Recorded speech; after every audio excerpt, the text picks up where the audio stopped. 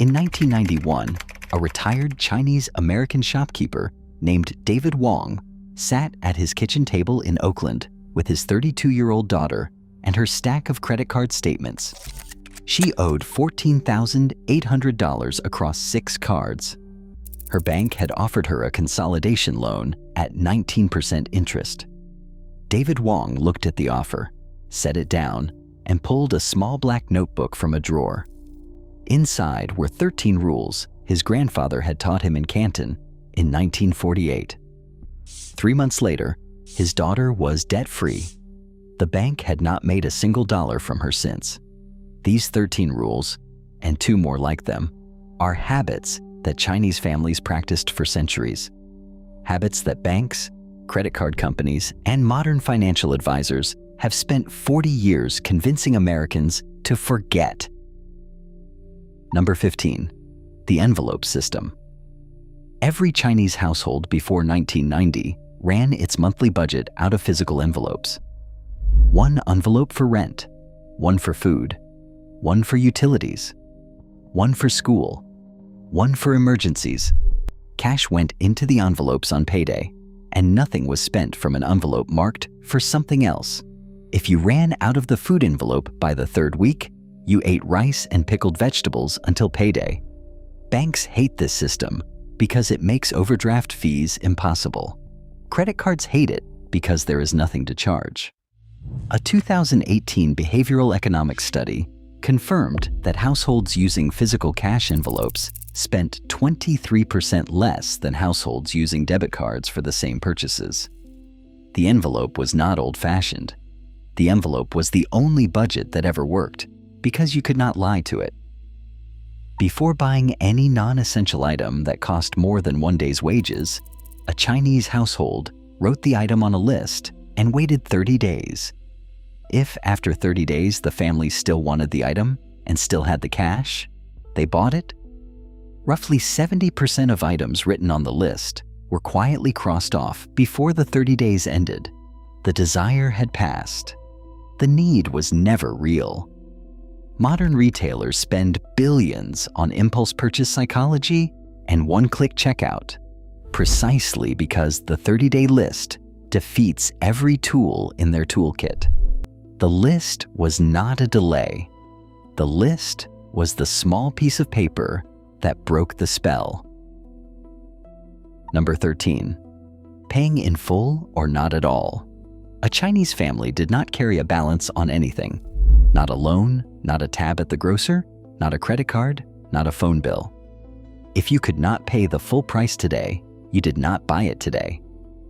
The rule horrified American merchants in the 1960s when Chinese immigrant customers refused to open store credit accounts that everyone else used freely. The merchants did not understand that the immigrants knew something. A balance is a leash. The lender holds the other end.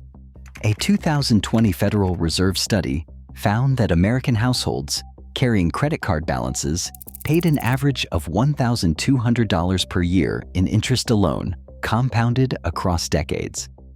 The rule was not stubbornness. The rule was the difference between owning your money and renting it back from a stranger. Number 12, the fast debt funeral. When a Chinese family fell into debt, they paid it off with what economists now call the avalanche method, but with one critical addition. The family stopped all non-essential spending until the debt was gone. No new clothes, no restaurant meals, no vacations. The household ran in survival mode until the last dollar was paid. The average duration of a Chinese family debt in 1980 was 11 months. The average duration of an American household credit card debt in 2024 is 9 years.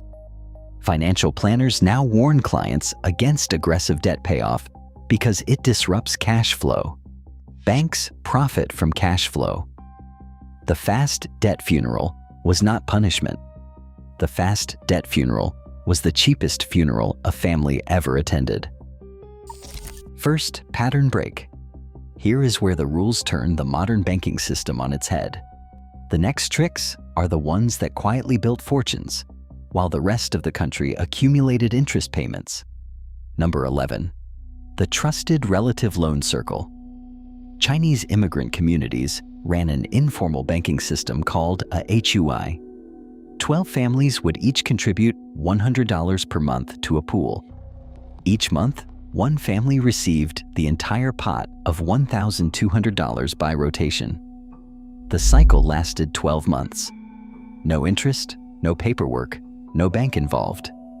A family that needed a down payment for a store, a wedding, or a medical bill received the pot first. A family that wanted to save received the pot last. Across the 1970s, Hui circles in San Francisco's Chinatown moved an estimated $40 million in interest-free capital. Banks lobbied to have them regulated out of existence. They failed. The Hui was not charity. The Hui was the cheapest line of credit ever invented, and a stranger in a tie never made a dollar from it. Number 10. The cash conversation with vendors. A Chinese household always asked one question before paying any bill. Is there a discount if I pay in cash today? Doctors, dentists, mechanics, contractors, even hospitals routinely offered 5 to 15% off for paying cash because cash saved them processing fees and reduced their tax exposure. Americans almost never asked. Americans assumed the price was fixed. By 2010, Chinese American households were paying an estimated 8% less for the same services than non-Asian households in the same zip codes. The conversation took 10 seconds. The savings paid for a grandchild's tuition over 20 years. The cash question was not haggling. The cash question was the only discount the merchant was already willing to give. Number 9. The single bank account rule. A Chinese family kept one savings account at one bank for one generation. They did not chase interest rates. They did not move money between banks for sign-up bonuses. They did not open accounts at 6 institutions to maximize federal insurance coverage. They picked a bank, opened one account, and stayed for 40 years. The result was a relationship. The branch manager knew the family by name. Mortgage applications were approved in days. Wire transfers cleared without holds. Mistakes were forgiven. Modern banking advice screams, diversify and chase yields. The Chinese rule produced something no spreadsheet can measure. The single account was not laziness. The single account was a 40-year handshake that paid dividends no quarterly statement ever showed. Number 8. The buried savings. Every Chinese family kept a portion of their wealth physically outside the banking system. Cash in a tin box buried in the garden. Gold coins in a sock at the back of the closet. Silver dollars taped behind a photograph. The amount varied. Some families kept 5% of net worth this way. Some kept 20%. The reasoning was unsentimental. Banks fail. Currencies devalue. Governments freeze accounts. Wars erase ledgers. The buried savings survived 3 Chinese revolutions, 2 world wars, and the Great Depression. They still survive today, quietly, in homes across America where the grandchildren do not know they exist. The buried savings were not paranoia. The buried savings were the only insurance policy nobody could cancel. Second pattern break. The next 4 tricks are the ones Chinese grandmothers passed to daughters as the actual rules of money, not the things American schools were teaching. Number 7. The 2-meal day. A Chinese household ate 2 meals on a workday and 3 only on weekends. Breakfast was rice porridge with whatever vegetables were left from the previous night. Dinner was a single shared family meal. No lunch out, no coffee shop, no takeaway. Across a year of working life, the 2-meal day saved a working adult roughly $2,400 in 1985 dollars, enough to cover a year of community college tuition. Modern wellness culture has rediscovered this practice and given it a new name. They call it intermittent fasting and sell it as a health innovation. The Chinese called it Tuesday. The two-meal day was not deprivation. The two-meal day was a daily quiet refusal to let convenience eat the future. Every Chinese household kept a box, usually under the kitchen sink, that held what Americans threw away. Twist ties from bread bags, glass jars from spaghetti sauce, rubber bands from broccoli stalks, plastic bags from the produce section, aluminum foil washed and folded. The contents of the box replaced an estimated $180 per year of household purchases in 1990. Modern sustainability movements have rediscovered this as zero-waste living and packaged it as a moral choice. The Chinese did it because throwing away something useful was simply foolish. The box was not environmentalism. The box was the small daily acknowledgement that money was made by not spending it. Number 5. The 5-year clothes rule. A Chinese family bought clothing that was meant to last at least 5 years.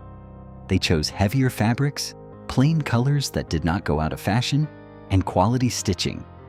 A pair of work pants cost roughly 3 times more than a fashionable equivalent, but lasted 6 times longer. The math was always against fashion. Modern fast fashion produces an average garment that fails within 14 wears. Chinese American households in 1990 spent an average of $340 per person per year on clothing. The American average was $810. The rule was not joylessness. The rule was the cheapest closet a family ever owned, and it lasted decades. Every Chinese family had at least one relative who had studied medicine, even informally. A cousin who was a pharmacist, an uncle who had been a herbalist in the village, a daughter-in-law who was a nurse. Before agreeing to any medical procedure, prescription, or specialist referral, the family asked this relative first. The conversation cost nothing. It often revealed that the procedure was unnecessary, the prescription had a generic equivalent, or the specialist was overcharging. Across a lifetime, this single habit saved Chinese American households an estimated $30,000 to $40,000 in unnecessary medical costs. The relative was not a substitute for a doctor. The relative was the second opinion the system was already required to allow, but no one ever requested. Third pattern break. The final 3 tricks are the ones every Chinese household kept above all others. Number 3. The red envelope inheritance. The most important rule in David Wong's grandfather's notebook was written in red ink and underlined twice. Never give money to a child or grandchild that they did not earn. On birthdays, holidays, weddings, and graduations, the red envelope at every Chinese family event contained a token amount, usually equal to 1 day of wages. The real inheritance came differently. It came as paid tuition, as a down payment matched dollar for dollar against the child's own savings, and as a business co-signed only after the child had saved the same amount themselves. The rule horrified American friends who gave cars at 16 and houses at 25. The Chinese knew something. Money given without effort destroyed the person it was given to. A 2017 study from a major university confirmed that inherited wealth without earned effort produced worse financial outcomes across 2 generations than no inheritance at all. The red envelope was not stinginess. The red envelope was the only inheritance that did not destroy the person who received it. Number 2. The morning numbers check. Before starting work each day, a Chinese shopkeeper or worker spent 5 minutes reviewing the family's actual numbers. Cash on hand, this week's spending, this month's saving target, outstanding bills. The check was done with pencil and paper. No app, no spreadsheet, no online banking. The discipline was older than the technology. A family that checked the numbers every morning never missed a bill, never overspent a category, and never carried a balance. American financial planners now recommend a quarterly review. The Chinese did it daily. The 5 minutes was not obsession. The 5 minutes was the smallest possible discipline that protected 40 years of work. Number 1. The lifetime ledger. This was the master rule, the one that contained all the others. Every Chinese family kept a single notebook that recorded every major financial decision across the working life of the head of household. Marriage costs, house purchase, children's tuition, business investments, failures, recoveries. The ledger was passed to the eldest child along with the family home. By age 60, a man could look at the ledger and see 40 years of decisions in his own handwriting. He could see exactly which choices had built the family fortune and which had set it back. He could pass to his son not just money, but the actual map of how the money was made and lost. Most American families pass nothing but a will and a vague impression that their parents handled money somehow. The lifetime ledger was not bookkeeping. The lifetime ledger was the only inheritance worth more than the money it described. David Wong's daughter, the one whose credit cards he paid off in 1991, is now 65 years old. She has lived debt-free for 34 years. Her own children, now in their 40s, all carry the small black notebook in some form, some digital, some on paper, and every one of them owns their home outright. The grandfather who wrote those 13 rules in Canton in 1948 has been dead for 60 years. His handwriting is still doing the work. Here's my challenge. Pick one. Just one. Put your week's grocery money in a physical envelope this Sunday. Write the next non-essential thing you want to buy on a list and wait 30 days. Ask the next vendor who hands you a bill if there is a cash discount. See what a Chinese grandmother did without thinking about it. Then tell me in the comments which one you tried and which one surprised you most. Because these were not money tips. They were the slow, daily refusal to give a stranger $1 more than necessary. And we forgot almost every one of them in a single generation.